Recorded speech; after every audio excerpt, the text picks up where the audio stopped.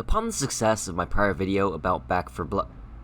Wait, what is this like to dislike ratio? Was my quote-unquote opinion really that bad? I mean, they were just my thoughts on the things the game could do wrong, or had a chance of doing wrong, not actually that I thought that about the game. Actually, in fact, I stated that I wanted it to succeed and prove me wrong numerous times throughout the video, and even stressed it towards the end. With that said, the pre-release released earlier today, December 17th as of writing this, and I've gotten quite a few hours of experience by my belt now. I have quite a lot of comments to make, and more points to prove that will hopefully, in the end, make a difference and help the game succeed. Who says you should listen to me? What's my credentials? Well, no one. Nothing. I'm just a nerd with the platform, and I'm ready to use it. Note, I'm not holding back. I know it's a pre-alpha, I know a lot can change, and because of that, I intend to treat it as if it were the final product. Note, let me stress it here, this is not the final product. I know it isn't, I know things will change, and that is the point of this video. To give my thoughts, criticisms, and opinions on the newest title from the studio behind Left 4 Dead,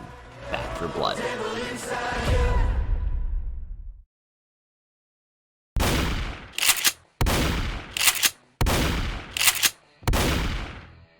There is a lot of ground to cover in this video, and I typically don't like making these videos too long. However, it may end up being over 10 minutes either way. I will be going over my points from the prior video about Back 4 Blood, or at least the ones that apply to the alpha. After that, I'll go over any problems I had that may or may not include ones listed prior. Finally, I'll list my thoughts on what I've seen so far, and maybe even things it does well if I don't end up, doing that along the way. After that, I know I said finally, but I'll address what I think could be done to fix it. So, let's get into it.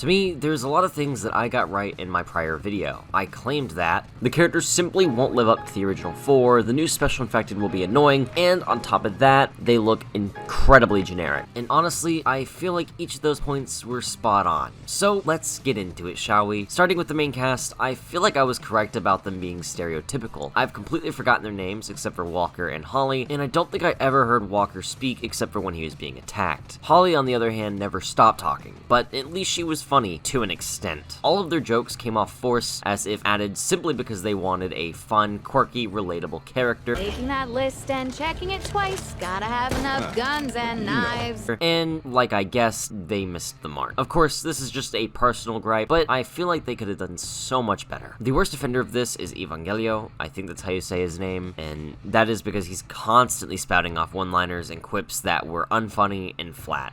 Don't let me fall! I'm very brittle! I probably need more calcium in my diet. Maybe it's my sense of humor, or maybe it's because it was forced. Either way, the characters definitely fell short.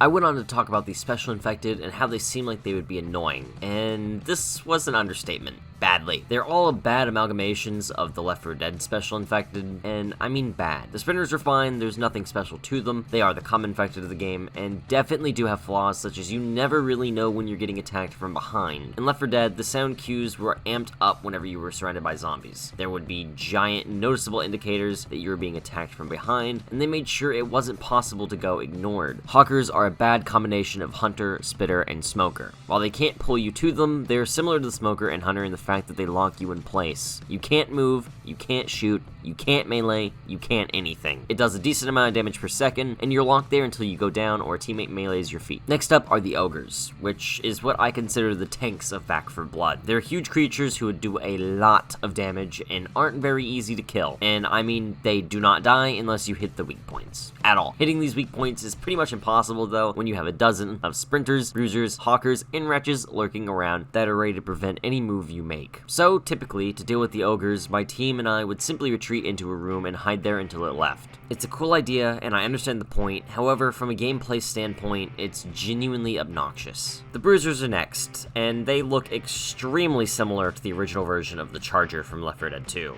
They swing around their giant arm and sling you backwards. Not only does this do a hell of a lot of damage, but it also has the range of a bear at 50 cal. Sometimes it would hit me and make genuinely no sense, and there are no real indicators as to which type of attack it's about to make. Sometimes it will hit you and deal a lot of damage without knockback. Sometimes it would send you flying back and do a medium amount of damage. From what I could tell, if there were a difference in the animation, there wasn't enough of one. If it weren't for the final infected, I would easily say the bruises were the most obnoxious. However, the wretches exist. The wretches have a decent amount of HP HP and have the same attributes of the love child of the boomer and spitter, and it's awful. The wretches would sometimes literally be halfway across the map, spitting their goo non-stop, so we literally could not do anything but dodge. This goo has the same property as the spitters, as it damages you whenever you step in it. When you kill it, it does like a boomer and pops. I'm not sure if the goo attracts a horde or not, considering it never told me, but it certainly was more annoying than the boomers. Individually, the infected aren't bad. However, the rate at which the director spawns them is what makes it so awful. We would kill a handful of special infected just for them to spawn 5 seconds later, or there would be numerous of the same one already, as well as the others beside it.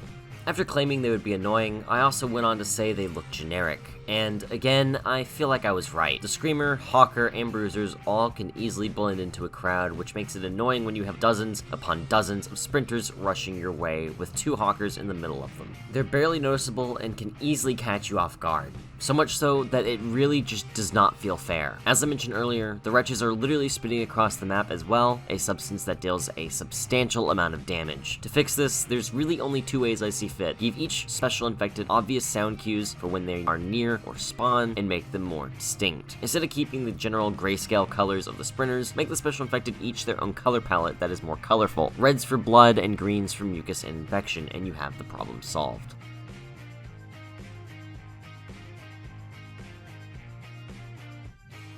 In my prior video, I mentioned that Turtle Rock brought back wonderful weapon animations, and I was right. However, they did not bring back enough punch. Well, that's more of a personal opinion. The shotgun and pistols feel like they have plenty of punch, and the sounds are beautiful. However, the machine guns, other than the AK, don't feel like they have enough punch to them. That seems like an easy fix, and maybe it's just a personal gripe, but you know, shooting felt fluid and fun, but some of the guns just, again, did not feel like they had enough power or impact behind them. On top of some of the guns feeling like they had no impact, melee was even worse. It was hard to even use a melee without taking hits, and shoving felt useless. And yeah, shoving works, however, it doesn't stumble them nearly enough, nor have a wide enough range to warrant using it when you could instead use that time to reload.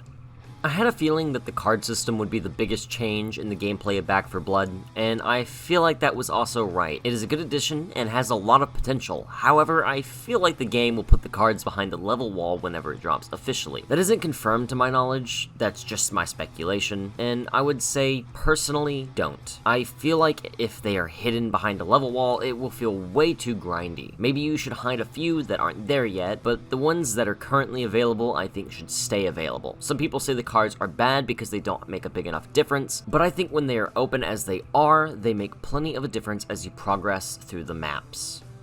My biggest gripe, despite everything I've said, is the fact that weapons aren't in every safe house and neither is free health kits. I understand this is probably to be different, and the copper system is definitely interesting and a good idea, however, it doesn't make much sense to me that at least basic weapons aren't available for free in the safe houses. Besides the cards and the weapons, there was something else I alluded to earlier, and that is the AI. The finale of the campaign in the pre-alpha is incredibly hard, even on the most basic of difficulties, if you do not have a full team of players. The AI constantly spawns hordes upon hordes, special infected upon special infected. It's genuinely almost impossible to go plant the bombs at the end of the stage for the finale with only 2 real players, let alone 1. If you have a full team and can guard each other's backs with good communication, I'm sure it was easy in those conditions, but we never really had that privilege. On top of that, the AI director does not feel dynamic. I've watched numerous reviews/previews that keep saying no 2 runs feel the same, but it seems to always feel the same. The same amount of zombies respawn in each section, it feels like, and so many special infected spawn every minute that you lose count. Hopefully the system begins to resemble the original AI director a little better towards the release date, however, for now it feels like a false advertisement.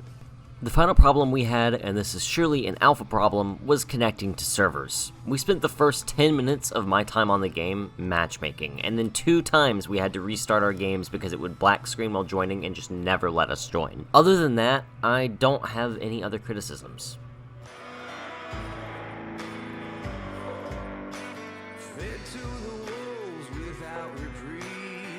Back 4 Blood has potential, and it has a lot of it. Right now, the game feels bogged down with mechanics, and I personally feel like some of the special infected need to be split up into more than one. The card system, while basic, provides enough difference to make varying playstyles. I have one that, when all the cards are activated, strongly resembles the way Left 4 Dead 2 plays, and that's great. It's possible to recreate the way numerous other games handle inside Back 4 Blood. It has a lot going for it, but it also has a lot of problems that need to be handled before release.